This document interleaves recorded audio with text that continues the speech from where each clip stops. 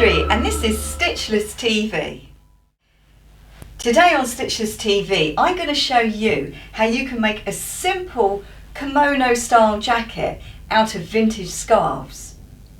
Now the scarves that I'm working with today are about 30 inches square, which is 77 centimetres, but yours don't need to be exactly that size, but if they are smaller then you'll need to build them up by joining scarves together. I've also got a little bit of ribbing which I've pressed in half like that. Be careful not to stretch it because I'm going to use that to finish off the back of the neck of the kimono. I often finish off my necks with ribbing and it's very easy. And finally I've just got a selection of different laces. I think it will look quite nice if it has a bit of lace inserted in there as well. Okay, decide which of your scarves is going to be the front and which is going to be the back. Now in this situation I'm going to have this one as my back and I'm going to insert some lace down the back.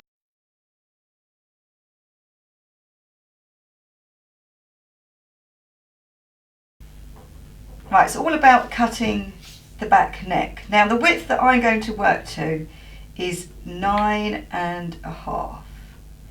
So I'm going to lay that 9.5 across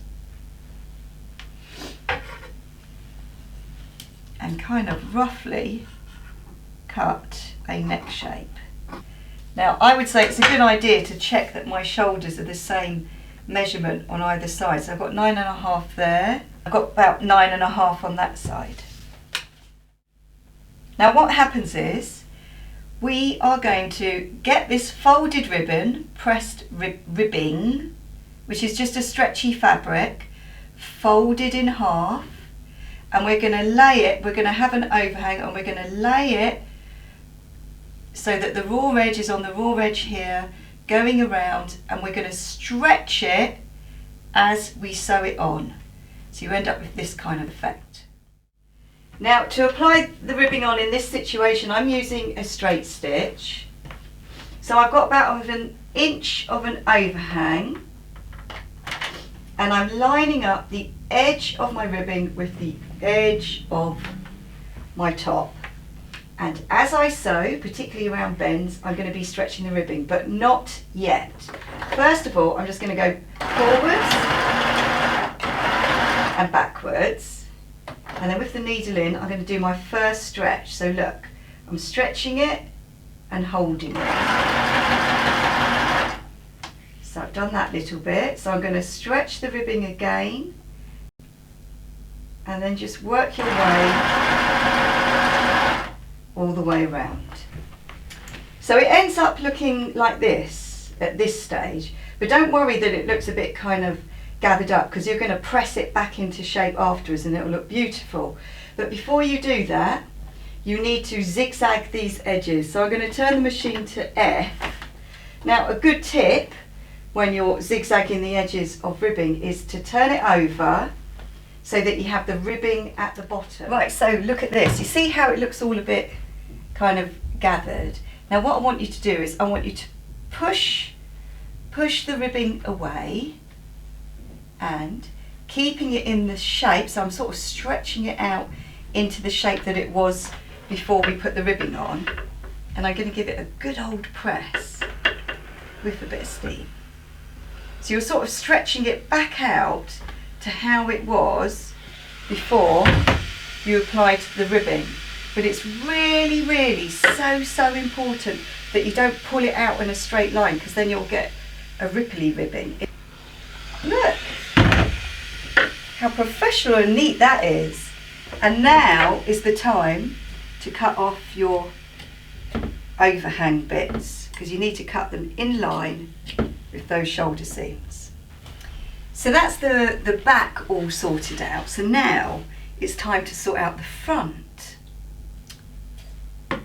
I'm going to cut my scarf that's going to be my front. I'm going to cut it in half. And once again, I've got a pressed line to help me keep track of where the centre of the scarf is. So when you've cut the scarf in half, that is going to be the front, you must exactly line up the shoulder seam at the edge with the edge of your ribbing, and I want you to cut about an inch bigger, inch wider than the edge of that neck, and then just sort of come down at an angle down to wherever you think, and then do the same on the other side as well. So now what we're going to do is that shoulder seam, starting at the edge of the shoulder seam, we're going to stitch with just 1 centimetre seam allowance, coming all the way along here, leaving this little bit of excess. First of all, using a straight stitch, I'm back to either C or D on my machine, I'm going to start at the edge, support my fabric. I'm going to start at the edge where the nice finished off edge is on the shoulder, a small seam allowance, about 1 centimetre, and it's important that we go backwards and forwards here, okay? So lining up my edges, forwards and backwards, and just keep sewing along that edge, and then when you get to the edge of the ribbing, just go backwards and forwards and come off, and then do the same on the other side. We've pressed open seam allowances, and we've got about 1 centimetre of an overhang of fabric there. Now I'm not very happy because I was sure that I had some off-white bias binding, but I can't find it. So now what we simply do is, so again leaving a bit of an overhang, we're going to attach the edge of the bias binding on, so it goes right up to that little edge there, going all the way down each side of our front of our fabric. Right, you mustn't be scared about adding bias binding, it isn't really difficult. So look, I've got my fabric, right sides up, I've got my bias binding, so it's right sides together with the fabric. I'm opening out the bias binding and I'm just going to stitch down that line there. Now to start, you must open out a little bit of seam allowance there, and an overhang, so a little bit of bias binding hanging off, get everything all lined up, and then using a straight stitch you're just going to start stitching on, backwards and forwards, stitching on the bias binding going all the way down. So look how I'm just stitching in that line, the pressed line of the bias binding. Now when you come to the end, I want an overhang at the end as well. So cut off, leaving, I don't know, about 1 inch, and then go backwards and forwards at the end. So make sure you do exactly the same to the other side as well. So bias binding right sides together with the fabric, leave a long overhang. Now you're going to have to sew this one this way round. Open out that seam allowance and you start from the seam allowance. Now when you've stitched the other bias binding on, you then need to press it so it looks a bit like this, and I'll show you how to do that. Now don't underestimate the power of pressing, it's so important. So when you attach that, because this fabric is sort of a little bit slippery, it might have stretched a little bit, so you've got to pull it out as you press it. So first of all, we're just pressing it along here, but we're being careful not to open this seam here out. So we're just going to give it a good old press along that seam line. Now where there's like a little bit of a curve here where we suddenly went into a V, so you're going to have to ease your way round that curve because bias binding stretches. Now down the bottom here we've got this overhang, so now is a good time to fold it up and tuck it in. So just give it a press in a folded position. When you stitch on the bias binding, you should be able to trap that in as well. Before we stitch down the bias binding on the front, okay, on both fronts, before we do that, we want to capture this little bit of messiness here. So the way that we do it is, we're going to open out this seam and fold it over around the back and stitch it across there. So I'm going to trim off the excess, and then when I turn it the other way round, hopefully it will be a bit more neatly finished off like that. Now you do the same on the other side. It should look something like that. Now I'm going to trim off these little bits here so that when it's stitched it looks a bit neater. Now you're ready to top stitch your bias binding on. And believe me, you will find it easier top stitching from the top of the fabric and feeling your way. But if you're too scared, you can do it from the other side. Now remember, I haven't used a single pin. And if you follow the technique that I show you, then you'll be able to do it without pins as well. And I'm not just doing it for the sake of it. I'm doing it because it really is easier to sew. Not always. Not always, but often. Now make sure your fabric is supported. I can see a ridge because when I pressed my bias binding, I can sort of see a line in the fabric, so I can see where I'm finishing it. Now when I sew from the top, I can control the fabric much better, and you don't get all that bunching up business. But you sew it however you want to sew it. Now after you've stitched it on, give it a good old press, but I thought you might want to check my work. So it does give a very good finish, okay, and nothing moves, so I don't need to use any pins. Now do the same on the other side as well. So we are nearly done. Now if you were happy with it just being like this, with your sleeves like this, then all you have to do is just stitch up the sides just a little bit and then press the seams so you end up with slits on each side. But I really want to have some little, just little boxy short sleeves.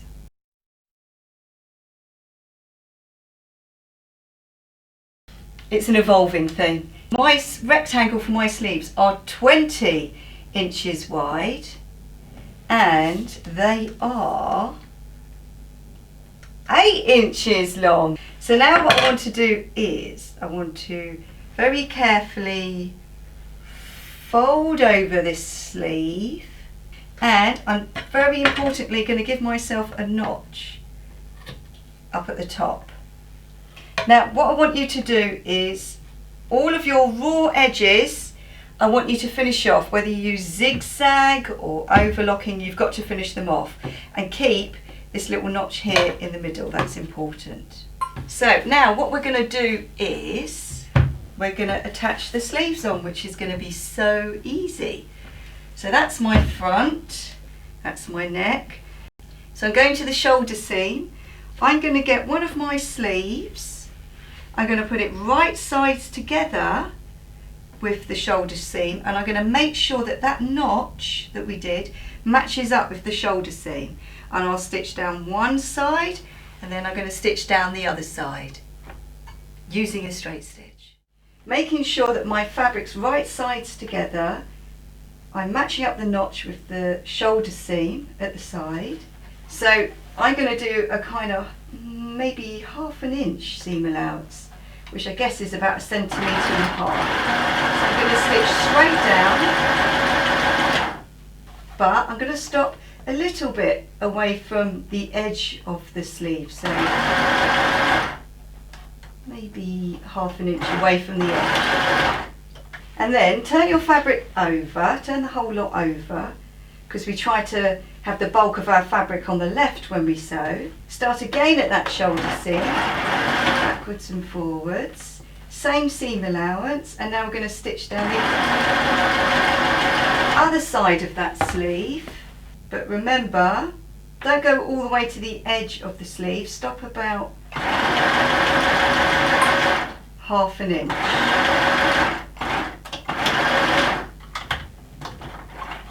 So I've stopped a little bit away from the end of that sleeve. Now do the same on the other side. When you press your seams, I want you pressing them outwards because we need them to go that way for when we do the side seam and the split. Okay, if I stand very carefully, you get more or less an idea of how it's going to look, and I think it's looking really good.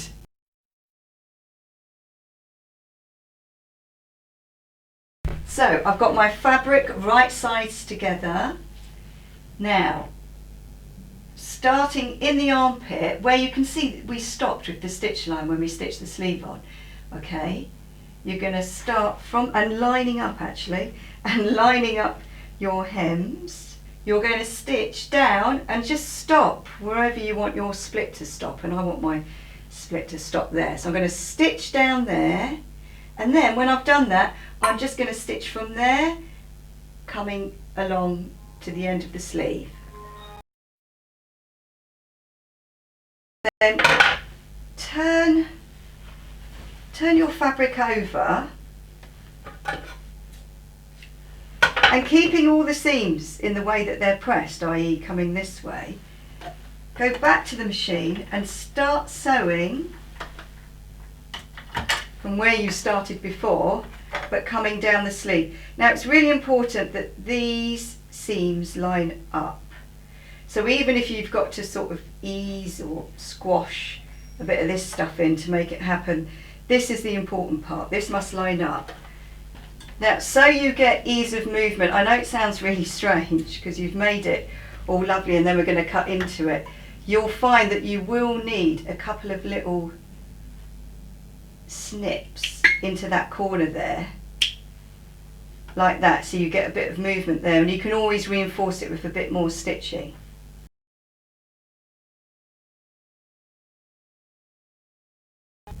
I haven't stitched down this split, I've just pressed it back, but I think it looks quite nice and relaxed like that.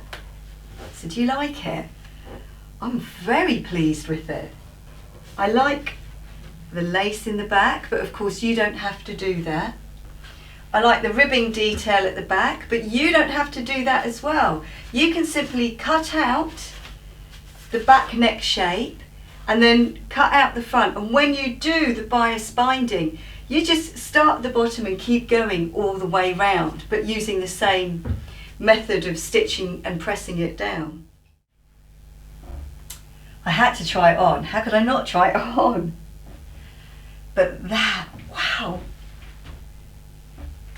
is so nice. Thank you so much. So I've got to show off my kimono.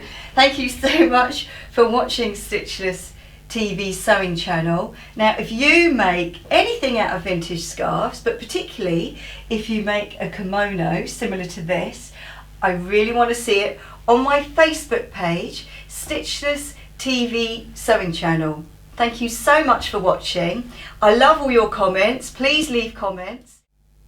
See you again very soon. Bye.